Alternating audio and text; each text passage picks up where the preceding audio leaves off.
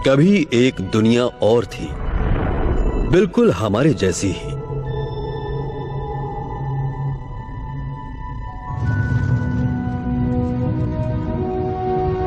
वहां भी कभी कभार कुदरती हादसे होते थे, बड़े ज्वालामुखी फटते थे और कभी कभी कोई एस्टेरॉयड आसमान से आकर तबाही मचा देता था। मगर तब भी पहले 1 अरब साल तक वो दुनिया बहुत खुशहाल थी। जब हमारा सौर मंडल जवान था तो शुक्र ग्रह कुछ ऐसा ही दिखता था। फिर वहां का माहौल बिगड़ना शुरू हुआ।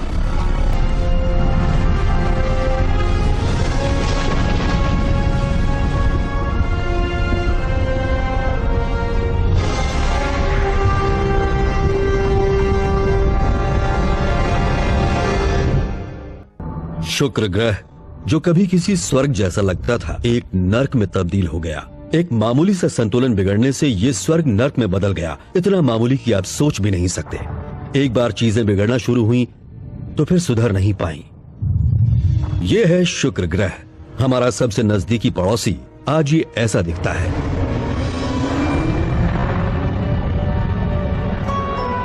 शुक्र ग्रह के समुद्र बहुत पहले खत्म हो गए थे। इसकी सतह जलती भट्टी से भी गर्म है, इतनी गर्म कि सीसा भी पिघल जाए। मगर क्यों? शायद आपको लगे कि शुक्र ग्रह पृथ्वी के मुकाबले सूर्य से 30% ज्यादा नजदीक है, इसलिए। मगर यह वजह नहीं है। शुक्र ग्रह को चारों ओर से सल्फ्यूरिक एसिड के बादलों ने घेरा हुआ है, जो धूप को सतह तक पहुंचने से रोक लेते हैं। इससे तो शुक्र को पृथ्वी से भी ज्यादा ठंडा होना चाहिए था, मगर फिर यह इतना गर्म क्यों है? ऐसा इसलिए क्योंकि बादलों के बीच से जो भी थोड़ी बहुत धूप सतह तक पहुंचती है वो वापस नहीं लौट पाती।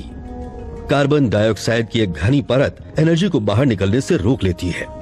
ये कार्बन डाइऑक्साइड गैस, या कहें कि CO2, दम घोंटने वाले ब्लैंकेट की तरह सारी गर्मी अपने अंदर रख लेती है। शुक्र पर न तो कोयला जल रहा है और न धुआं उगलने वाली भट्टियां लगी हैं। इंसान की मदद लिए बिना भी कुदरत किसी पर्यावरण को खत्म कर सकती है। शुक्र बुरी तरह ग्रीन हाउस गैसों की चपेट में है। ये वेनिडा 13 का मलबा है। 1982 में तब के सोवियत यूनियन के वैज्ञानिकों और इंजीनियरों ने ये स्पेसक्राफ्ट शुक्र ग्रह पर उतार दिया था। उन्होंने किसी तरह इसे 2 घंटे तक ठंडा बनाए रखा ताकि ये आसपास के फोटोग्राफ ले सकें और उन्हें पृथ्वी तक भेज सकें। इसके बाद इसकी सारी मशीनरी गर्मी से पिघल गई।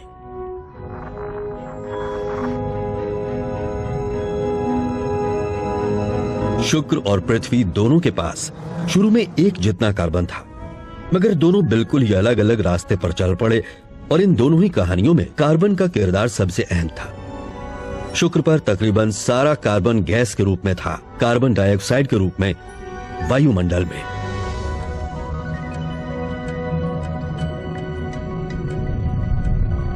जबकि पृथ्वी पर ज्यादातर कार्बन कई युगों तक कार्बोनेट चट्टानों की तिजोरियों में बंद रहा, जैसे कि ये डोवर की मशहूर सफेद कगारों का एक हिस्सा जो इंग्लिश चैनल के किनारे है। किस ताकत से ये कमाल की चीज बनी होगी।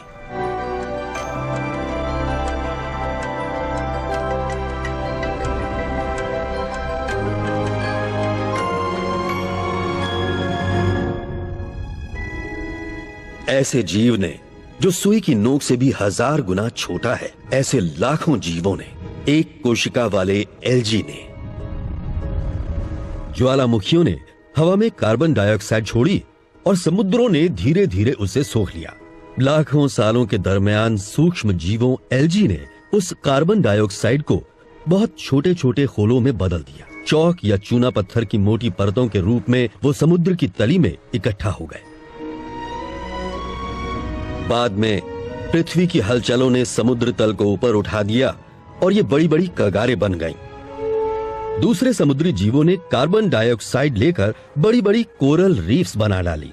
समुद्रों ने भी पानी में घुली CO2 को बिना किसी जीव की मदद लिए चूना पत्थर में बदल दिया। इसकी वजह से पृथ्वी के वायुमंडल में बहुत मामूली सी ही कार्बन डाइऑक्साइड गैस बची है, 1% के 300वें हिस्से से भी कम। जरा सोचिए, 10,000 मॉलिक्यूल्स में से 3 से भी कम। मगर इसके बावजूद इसी से तय होता है कि पृथ्वी बंजर रहेगी या हरी भरी। अगर पृथ्वी पर जरा सी भी कार्बन डाइऑक्साइड न हो तो यहां बर्फ ही बर्फ होगी। और अगर इससे दुगनी हो जाए यानी 10,000 में 6 मॉलिक्यूल्स हो जाएं, तो यहाँ बर्दाश्त के बाहर गर्मी हो जाएगी और दूसरी बड़ी मुसीबतें खड़ी हो जाएंगी। मगर तब भी यहाँ शुक्र जितनी गर्मी नहीं होगी, उसका कोई मुकाबला नहीं। वहाँ के समुद्र अरबों साल पहले ही भाप बनकर उड़ गए। जब समुद्र ही नहीं है तो ये वायुमंडल से CO2 लेकर उसे मिनरल बनाकर जमा भी नहीं कर सकता। यहाँ ज्वालामुखियों से निकलने वाली CO2 लगातार इकट्ठी होती जा रही है। आज यहाँ का वायुमंडल पृथ्वी के मुकाबले 90 गुना ज्यादा भारी हो चुका है और इसमें गर्मी रोक कर रखने वाली कार्बन डाइऑक्साइड के सिवा कोई और गैस बहुत कम है। इसीलिए शुक्र ग्रह एक जलती भट्टी की तरह है जहाँ जीवन संभव नहीं। मगर पृथ्वी इससे अलग है।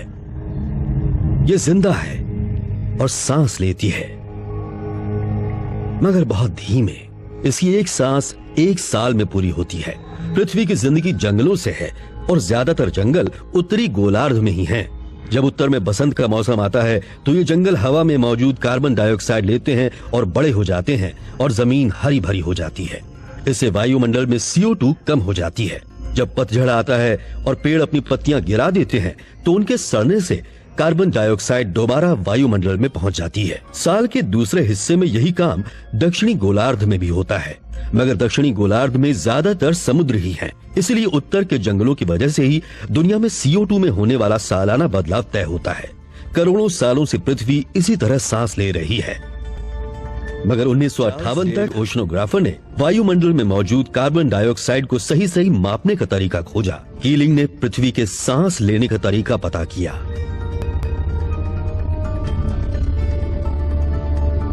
मगर उन्हें एक चौंकाने वाली बात भी पता चली। इंसान के इतिहास में पहली बार CO2 के स्तर में जबरदस्त बढ़त देखी गई थी और जो तब से लेकर अब तक जारी है।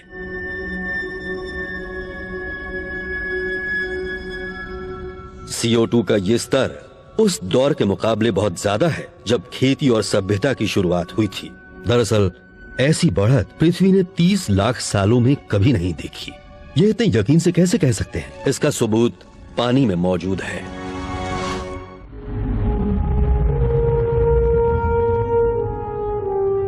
पृथ्वी के पास गुजरे जमाने की बर्फ में लिखी एक डायरी है। क्लाइमेट साइंटिस्ट्स ने ग्रीनलैंड और एंटार्क्टिका के ग्लेशियर्स में बहुत गहराई से बर्फ निकाली है। बर्फ की इन परतों के बीच बहुत पुरानी हवा भी कैद है। की मदद से हम पृथ्वी के वायुमंडल के पिछले 8 लाख सालों का रिकॉर्ड देख सकते हैं। इस दौरान कभी भी हवा में कार्बन डाइऑक्साइड का स्तर 1% के 300वें हिस्से से ऊपर नहीं गया, यानी कि 20वीं सदी की शुरुआत तक। उसके बाद से इसमें लगातार और तेजी से बढ़त हो रही है। औद्योगिक क्रांति से पहले के मुकाबले ये स्तर 40% से ज्यादा हो चुका है। कोयला, तेल और गैस जलाकर हमारी सभ्यता जितनी तेजी से कार्बन डाइऑक्साइड पैदा कर रही है, उस तेजी से पृथ्वी उससे सोख नहीं पा रही। इसलिए हवा में CO2 का स्तर बढ़ रहा है। हमारी पृथ्वी गर्म हो रही है। हर गर्म चीज से एक किस्म की रोशनी निकलती है जिसे आंखों से हम नहीं देख सकते। इसे थर्मल इंफ्रारेड लाइट कहते हैं। हम सबके अंदर से नजर न आने वाला हीट रेडिएशन निकलता है। अंधेरे में भी इंफ्रारेड की रोशनी में पृथ्वी ऐसी दिखेगी। यह पृथ्वी की अपनी खुद की गर्मी है।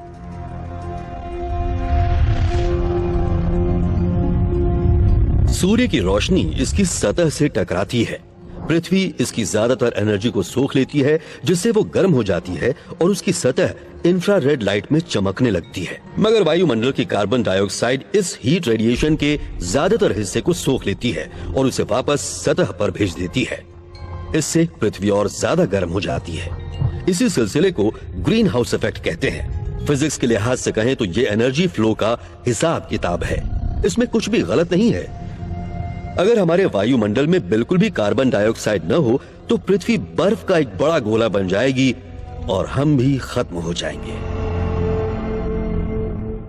यानी थोड़ा बहुत ग्रीन हाउस इफेक्ट तो अच्छी चीज है, मगर ज्यादा होने पर इससे जलवायु गड़बड़ा जाएगी और हमारी जिंदगी तबाह हो जाएगी। ठीक है, मगर ये कैसे पता कि इसकी वजह हम ही हैं? हो सकता है खुद पृथ्वी की वजह से CO2 बढ़ रही हो। शायद हमारे कोयला और तेल जलाने से इसका कोई रिश्ता ही न हो। इसकी वजह शायद वो ज्वालामुखी हो। हर कुछ साल में सिसिली के माउंट एटना में जोर का धमाका होता है। इसके एक धमाके से वायुमंडल में लाखों टन CO2 पहुंच जाती है। तो फिर पृथ्वी के तमाम ज्वालामुखियों से निकलने वाली CO2 कितनी होगी? इसके लिए वैज्ञानिक तरीके से हिसाब लगाते हैं। वायुमंडल में हर साल करीब 50 करोड़ टन CO2 ज्वालामुखियों की वजह से पहुंचती है। ये काफी ज्यादा है ना? मगर ये उस 30 अरब टन CO2 का 2% भी नहीं है जो हम इंसान हर साल हवा में उड़ेल रहे हैं। और मजे की बात, वायुमंडल में जितनी CO2 बढ़ी है वो ठीक उतनी ही है जितनी कोयला, तेल और गैस जलाने से निकली है। ज्वालामुखी से निकली CO2 थोड़ी अलग होती है। यह जीवाश्म ईंधन जलाने से निकली CO2 से थोड़ी भारी होती है। अगर दोनों के एटम्स को गौर से देखें तो फर्क समझ में आ जाता है। ये साफ है कि CO2 के बढ़ने की वजह ज्वालामुखी नहीं है। इसके अलावा गर्मी जिस रफ्तार से बढ़ रही है वो कार्बन डाइऑक्साइड के बढ़ने की रफ्तार से मेल खाती है। मामला बड़ा संगीन है। ये सारा इल्जाम हमारे ऊपर ही आता है। सालाना 30 अरब टन CO2 कितनी होती है? अगर इसे ठोस रूप में लाया जाए तो ये करीब उतनी ही होगी जितनी डोवर की सफेद चट्टानों में है। और इतनी CO2 हम हर साल हवा में घोल रहे हैं। बदकिस्मती से हमारी सभ्यता जो कचरा पैदा कर रही है वो कोई मामूली चीज नहीं है। ये हमारी पृथ्वी का मौसम और जलवायु तय करने वाली गैस है। यही सब तय करती है। बुरी बात यह है कि CO2 नजर नहीं आती। अगर हम इसे देख पाते, अगर हमारी आंखें CO2 देख पाती, शायद कॉस्मोस में ऐसे जीव भी हों जो इसे देख पाते हों। अगर हमें वो सारी कार्बन डाइऑक्साइड दिखती तो शायद हम इसकी जिम्मेदारी भी ले लेते और वायुमंडल पर हो रहे इंसान के असर को समझ पाते।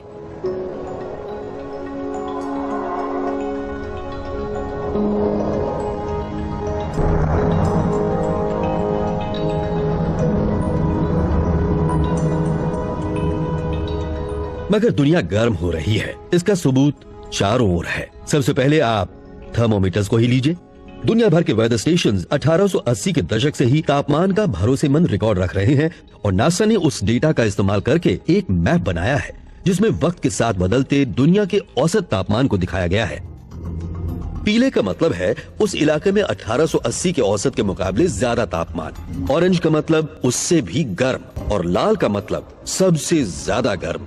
19वीं सदी के मुकाबले दुनिया अब ज्यादा गर्म है। उस जमाने में हुए दुनिया की अब तक के सबसे बड़े मेले में एक गुमनाम वैज्ञानिक ने इस मुसीबत का एक हल सामने रखा था। आइए मेरे साथ।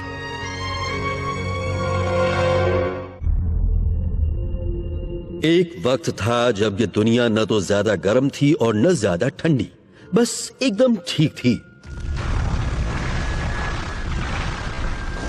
फिर वो वक्त आ गया जब यहाँ रहने वालों को पता चला कि हमारी ये प्यारी सी पृथ्वी बदलने लगी है। और ऐसा नहीं कि हमने इस बुरे वक्त को आते नहीं देखा। 1896 में स्वीडिश साइंटिस्ट सवांते आर्हेनियस ने हिसाब लगाया था कि वायुमंडल में मौजूद CO2 अगर दुगनी हो जाए तो ध्रुवीय बर्फ पिघल जाएगी। 1930 के दशक में अमेरिकन फिजिसिस्ट E.O. हल्बर्ट ने नेवल रिसर्च लेबोरेटरी में इस नतीजे को सही पाया था। मगर अब तक ये सिर्फ एक थ्योरी थी। गाय कैलेंडर ने ऐसे सबूत जमा किए जिनसे पता चलता था कि CO2 और दुनिया के औसत तापमान दोनों में ही बढ़ोतरी हो रही है। अब भी इंसान अनजाने में ही सही मगर अपनी सभ्यता के पैदा किए कचरे से दुनिया की जलवायु बदल रहा है।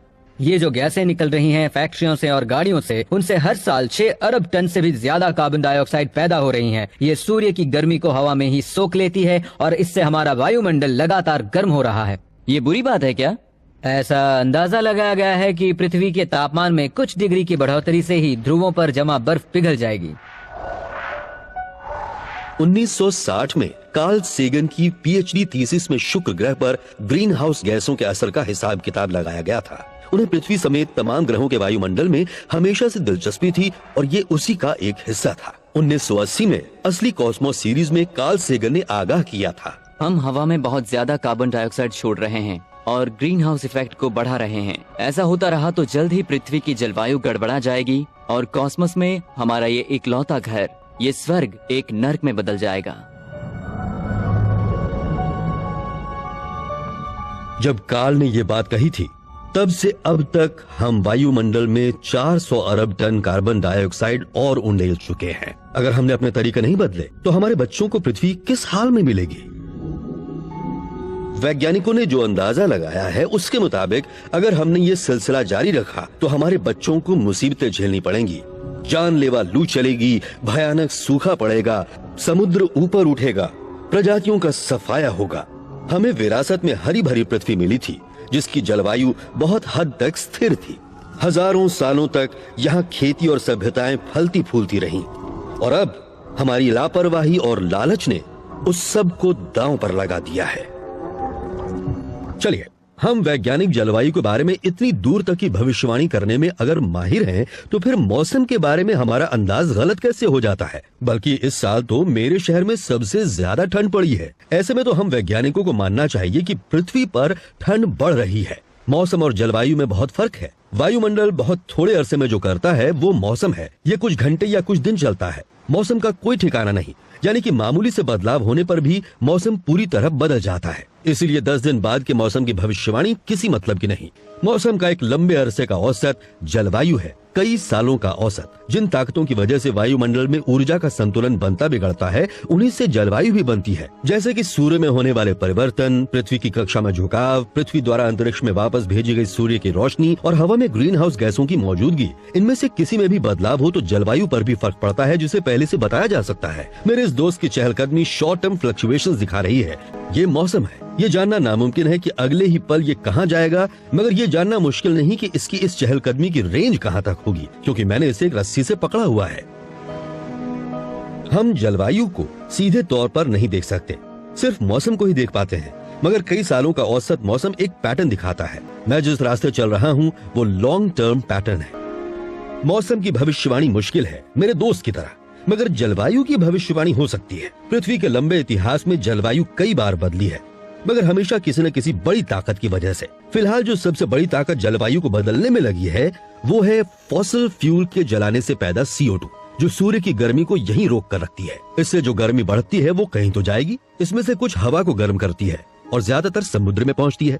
पूरी दुनिया में समुद्र पहले से ज्यादा गर्म हो रहे हैं। इसका सबसे ज्यादा असर आर्कटिक ओशन और उसके आसपास के इलाके में दिखता है। चलिए, गर्मियों में ऐसे समुद्र की बर्फ कम हो रही है जहां शायद ही कभी कोई जाता हो। अगर उत्तरी ध्रुव की बर्फ खत्म हो जाए तो मुझे फिक्र क्यों होनी चाहिए?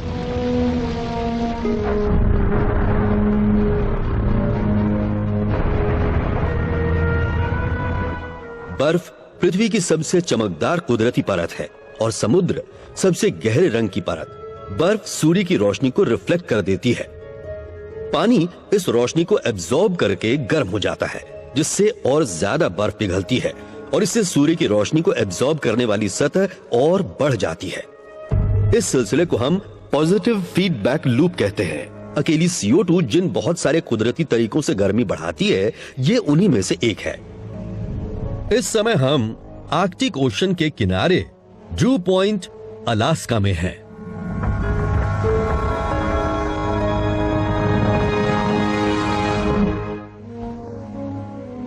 जब मैं पैदा हुआ था तो यह किनारा यहाँ से 1.6 किलोमीटर दूर था। तब यह हर साल करीब 20 फीट की दर से टूट रहा था। अब हर साल 50 फीट जमीन कम हो रही है। आर्कटिक समुद्र गर्म हो रहा है और वो भी तेज होती रफ्तार से, इसलिए साल के ज्यादातर वक्त यहाँ बर्फ नहीं होती। इससे यहाँ के किनारे तूफान की वजह से कटते फटते रहते हैं।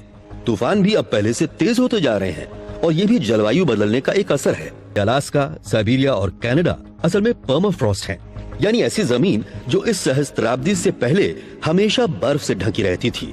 इसमें बहुत सारी जैविक चीजें हैं, जैसे कि हजारों साल पहले के पेड़ों की पत्तियां और जड़ें।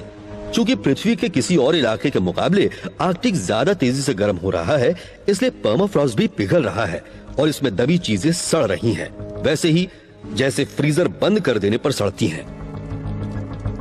पर्माफ्रॉस्ट के पिघलने से कार्बन डाइऑक्साइड और मीथेन निकलकर वायुमंडल में मिल रही हैं। ये और भी खतरनाक ग्रीन हाउस गैस है। इससे यहाँ गर्मी और ज्यादा बढ़ रही है और ये भी पॉजिटिव फीडबैक मैकेनिज्म का एक उदाहरण है। दुनिया के सारे परमाफ्रॉस्ट में इतना कार्बन जमा है जो वायुमंडल में CO2 की मात्रा को दुगना कर सकता है। हमारी रफ्तार को देखते हुए ग्लोबल वार्मिंग ये सदी खत्म होने तक इसमें से ज्यादातर CO2 निकाल देगी। शायद हम जलवायु में उस हद तक बदलाव कर रहे हैं जिसके बाद इस नुकसान की भरपाई नामुमकिन हो जाएगी। चलिए, हवा, पानी और जमीन सब के सब गर्म हो रहे हैं, यानी कि ग्लोबल वार्मिंग वाकई हो रही है। मगर शायद ये हमारी गलती न हो, ऐसा कुदरत की वजह से हो रहा हो, सूर्य की वजह से हो। जी नहीं, इसमें सूर्य का हाथ नहीं। हम कई दशकों से सूर्य को बहुत बारीकी से देख रहे हैं। सौर ऊर्जा में जरा भी बदलाव नहीं आया है। इसके अलावा पृथ्वी दिन के मुकाबले रात में और गर्मियों की बजाय सर्दियों में ज्यादा गर्म हो रही है। ग्रीन हाउस इफेक्ट की वजह से ही ऐसा होता है। सौर ऊर्जा की वजह से तो इसका उल्टा होता। अब इस बात में कोई शक नहीं रह गया है कि इंसान पृथ्वी की जलवायु को बदल रहा है। समस्या की जड़ सूर्य नहीं है, बल्कि ये तो इसका हल है। ये बात हमें बहुत पहले से मालूम है, इतना पहले से कि आप सोच भी नहीं सकते। पेरिस, सितंबर 1878। तब तक तो आईफिल टावर भी नहीं बना था। तब यहाँ एक ऐसा मेला लगा था जैसा दुनिया में पहले कभी नहीं देखा गया था। स्टैच्यू ऑफ लिबर्टी का शानदार सिर बस बनकर तैयार हुआ ही था। पूरी दुनिया से आए लोगों ने पेरिस के 27 हेक्टेयर के इलाके में अपने आविष्कारों और सामानों की प्रदर्शनी लगाई थी। अपना लाइट बल्ब दुनिया के सामने लाने में एडिसन को अभी भी 1 साल का वक्त था। बिजली से चलने वाली मशीनों के बारे में किसी ने सोचा भी नहीं था। तब लोग स्विच या बटन नहीं दबाते थे, हाथ की या घोड़ों की ताकत से ही सारे काम होते थे। हम इसी इंसान को देखने आए हैं, वही अजीब सी मूंछों वाला। वो मैथ्स का टीचर है और नाम है ऑगस्टा मूशा। याद रखिए, ये 1878 का वक्त है।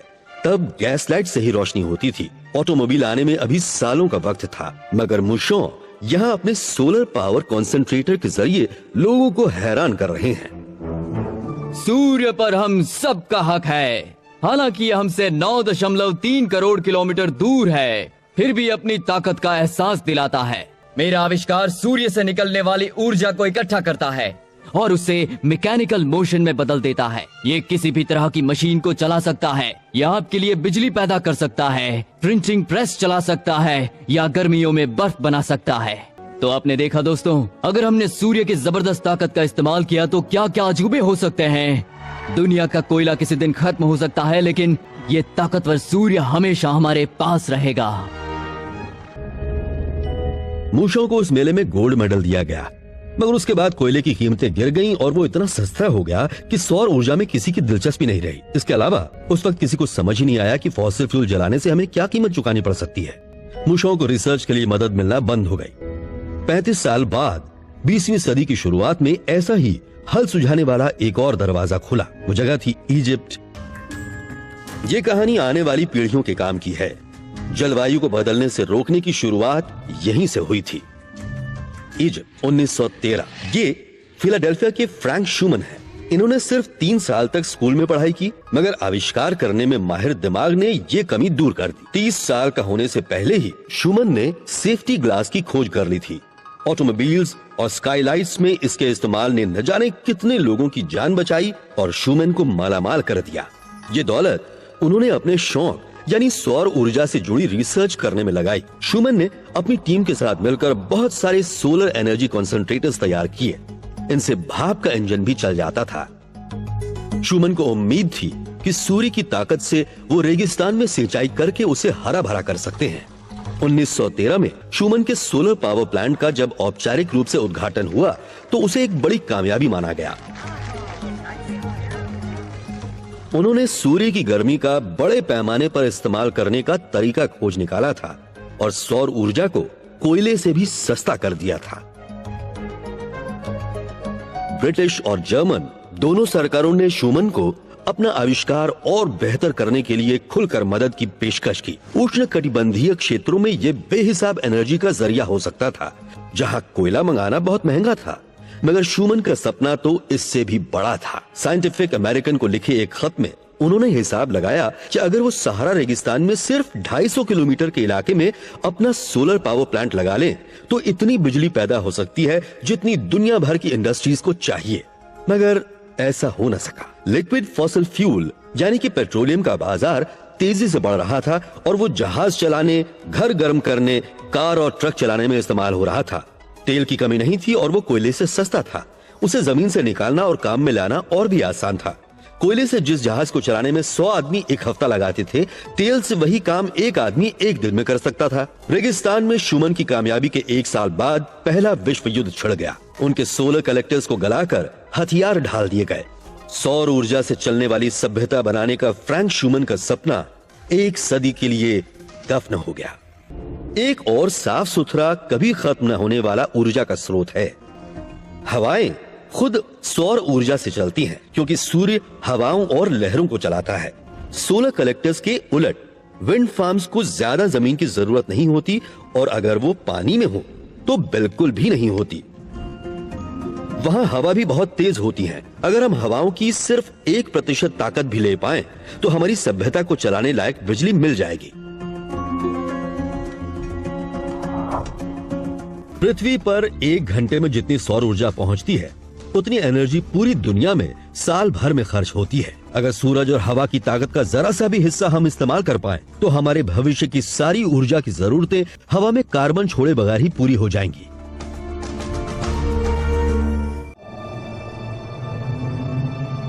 अब भी ज्यादा देर नहीं हुई है। आने वाला कल सुनहरा ही होगा, मगर उसकी क्या गारंटी है। हमारे पूर्वजों ने कितनी ही मुसीबतें झेली हैं। अगर हमने खुद को बदला न होता तो कभी के खत्म हो चुके होते। हमारे पूर्वजों ने बहुत आगे की सोच रखते हुए फैसले लिए और खुद को बदला, तभी हम यहाँ तक आ पाए हैं। इससे पहले भी हम पर बड़ी मुसीबतें आ चुकी हैं, मगर हर बार हमने उनसे बचकर बुलंदियां चूमी हैं। सच तो यह है कि अब तक की सबसे बड़ी कामयाबी हमें अपने सबसे खराब दौर में ही मिली। एक दौर था जब दुनिया में 60,000 न्यूक्लियर वेपन्स कभी भी छोड़े जाने लायक हालत में तैनात थे। ये होड़ दुनिया के 2 सबसे ताकतवर मुल्कों में थी। दोनों अपनी जिद पर आमादा थे और एक दूसरे के आगे झुकने की बजाय उन्हें इस खूबसूरत दुनिया को बर्बाद कर देना मंजूर था। सोवियत यूनियन ने इंसान के बनाए अब तक के सबसे बड़े बम में विस्फोट किया था। उससे पैदा दहशत दूसरी तरह के खतरों के आगे छोटी हो गई। दुनिया के 2000 बड़े शहर कुछ ही घंटों में मलबे के ढेर में बदल जाएंगे, ये डर पीछे छूट गया था। यूनाइटेड स्टेट्स और सोवियत यूनियन के बीच न्यूक्लियर हथियारों को लेकर छिड़ी जंग नया मोड़ ले चुकी थी। चंद्रमा पर भेजे गए अपोलो मिशंस असल में इन दोनों मुल्कों के बीच हथियारों की दौड़ का ही अंजाम थी। लोगों को पृथ्वी का चक्कर लगाने या चांद पर भेजने के लिए बड़े भरोसेमंद और ताकतवर रॉकेट की जरूरत थी और ठीक उसी टेक्नोलॉजी की मदद से न्यूक्लियर हथियार को दुनिया के किसी भी कोने में ले जाकर दुश्मन के शहर को तबाह किया जा सकता था। मेरा मानना है कि इस देश को कसम खानी चाहिए कि वो अपना मकसद हासिल करेगा।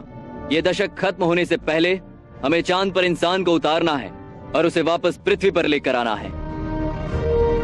प्रेसिडेंट कैनेडी के 1961 के इस भाषण ने देश में जोश भर दिया।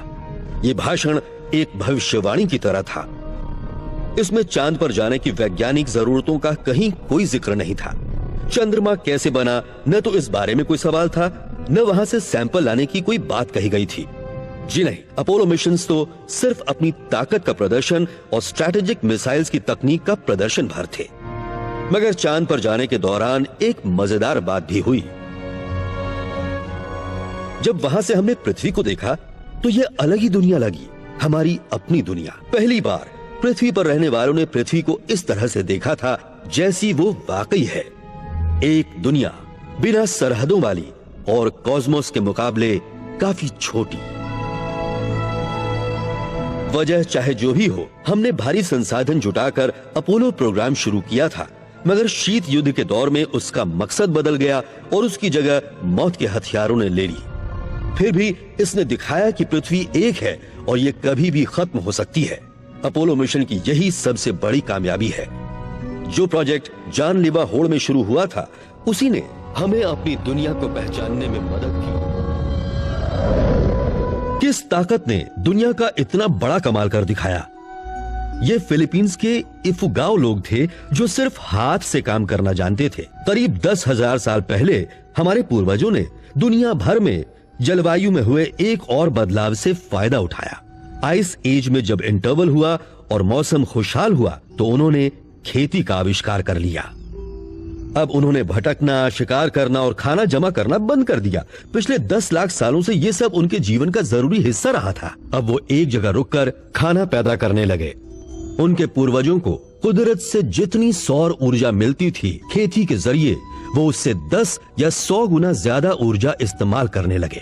पूरी दुनिया में लोगों ने घुमक्कड़ी छोड़कर खेती को अपनाया और सौर ऊर्जा का बेहतर इस्तेमाल करना सीखा। इससे सभ्यताओं का विकास हुआ। इस जबरदस्त बदलाव के लिए जी तोड़ मेहनत करने वालों की वजह से ही हम यहाँ पर हैं। अब हमारी बारी है।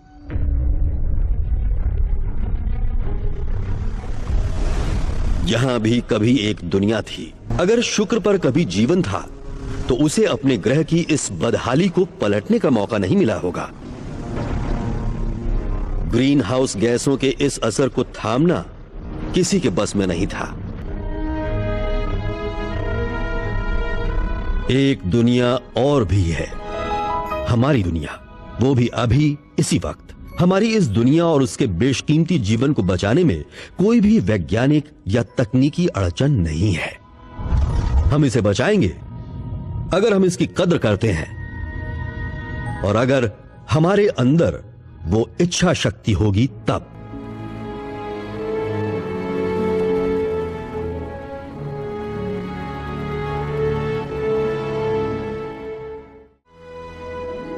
मगर क्यों? कुछ लोग पूछते हैं चांद ही क्यों? हमने इसे अपना मकसद क्यों बनाया है?